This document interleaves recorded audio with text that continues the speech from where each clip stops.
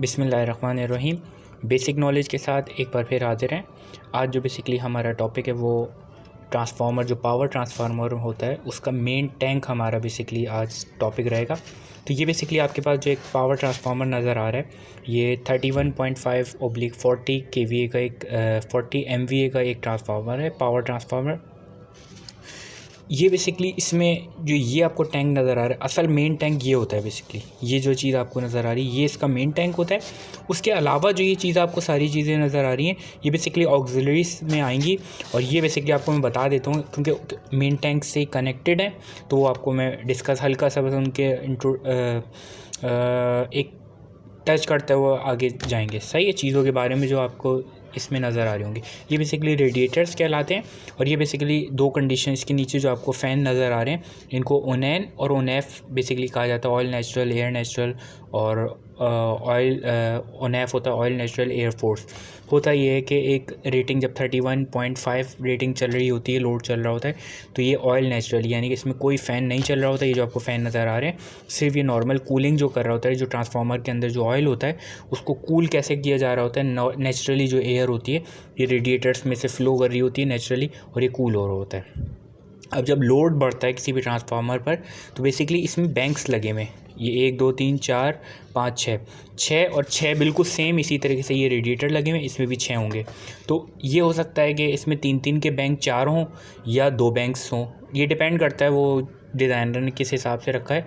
होता ये बैंक्स को करने की वजह ये होती है कि सारे फ़ैन एक साथ नहीं चलते। होता ये कि 2 बैंक में अगर फॉर एग्जांपल हम कर लेते हैं, इसको 2 बैंक में डिवाइड किया हुआ है, तो क्या होगा, एक बैंक में यहाँ वाले चल जाएंगे और दूसरे बैंक वाले वहाँ वाले चल जाएंगे। तो इस तरीके से ये लोड किया जाता है ताकि इसमें क्योंकि अगर ज़्यादा सारे एक साथ चला देंगे और इतनी रिक्वायरमेंट नहीं है तो कंज्यूम तो हो रही है ना इलेक्ट्रिसिटी आपकी, तो उसको भी सेव करने की कोशिश की जाती है। तो खैर हम टैंक की तरफ आते हैं।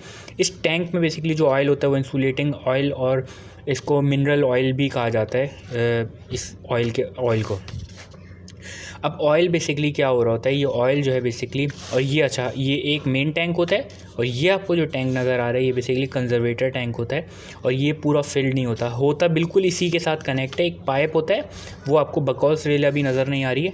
इस मेन टैंक और कंजर्वेटर टैंक के दरमियान एक 2 वेल्व के दरमियान एक रेले लगी होती है जिसको बकौस रेले कहा जाता है।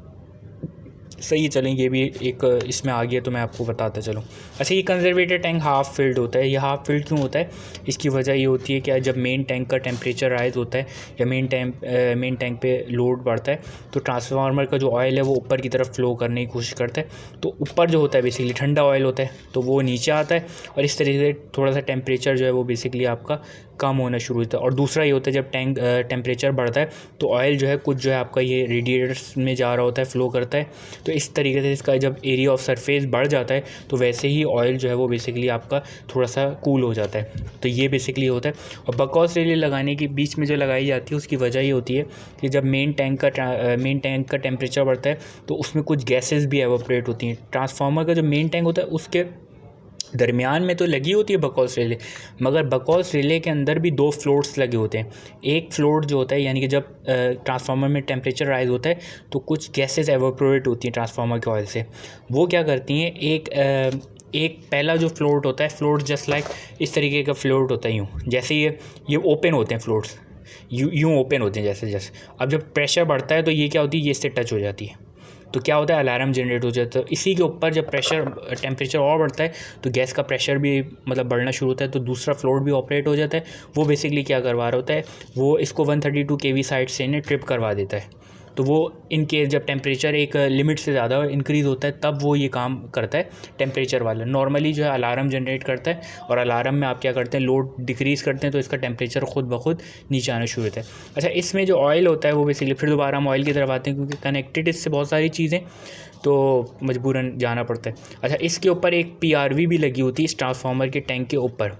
PRV का काम ये होता है कि अब फॉर एग्जांपल कंजर्वेटर टैंक भी काम नहीं कर रहा, और कंजर्वेटर कभी लिमिट पूरी हो गई, यानी कि वो जो टेम्परेचर जितना ठंडा कर सकता कर लिया, कुछ ऐसा एबनॉर्मल केस हो गया जिसमें बहुत ज़्यादा करंट या शॉर्ट सर्किट, बहुत ज़्यादा टेम्परेचर राइज़ हो गया, आपकी बकॉल्स भी काम नहीं कर रही, तो क्या होगा, वो PRV जो लगी होती है, PRV क्या होती है, PRV के ऊपर एक सेट पॉइंट होता है, उसमें एक डिस्क लगी होती है, बस्टिंग डिस्क कहलाता है आई थिंक, अगर नाम थोड़ा सा गलत हो रहा, सॉरी।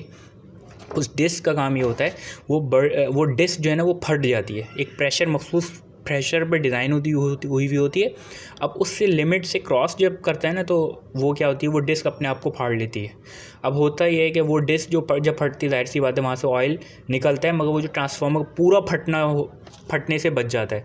अब जब ज़ाहिर बात है ऑयल आपका पूरा निकलता है, तो जाहिर सी बात है वो मुख्तलिफ जो क्या कहते हैं, इसमें मुख्तलिफ वो लगी होती हैं, रिलेज वो लगी होती हैं, प्रोटेक्शन लगी होती हैं, वो ऑपरेट हो जाती हैं। तो ये इसमें बचाने के लिए भी होता है कि भाई क्या कहते हैं, अगर टेम्परेचर पूरा ट्रांसफार्मर फटने के बजाय क्या हो गया, बस वो एक डिस्क फट जाए, उसमें जो क्योंकि गैसेस मुसलसल इसमें जनरेट हो रही होंगी, जब वो मुसलसल गैसेस जनरेट होती रहेंगी, एक कैपेसिटी ना बंद है एक पूरी जगह, तो वो क्या होगा, पूरी फटने की कोशिश करेगी। पूरा ट्रांसफार्मर को फटने से बेहतर है हम क्या करते हैं, वो एक जगह से वो बस्टिंग डिस्क फट जाए, ताकि हमारा पूरा ट्रांसफार्मर जो है वो बच जाए, और फिर प्रोटेक्शंस तो बेसिकली ऑपरेट हो जाती हैं, वो तो कोई इशू नहीं है। तो फिर नेक्स्ट में हम इंशाल्लाह कुछ और डिस्कस करेंगे। अभी भी ट्रांसफार्मर से रिलेटेड बहुत सारी चीज़ें इसमें मैं इंशाल्लाह कोशिश करूँगा नेक्स्ट वीडियो में, क्योंकि बहुत ज़्यादा लंबी हो गई। Thank you.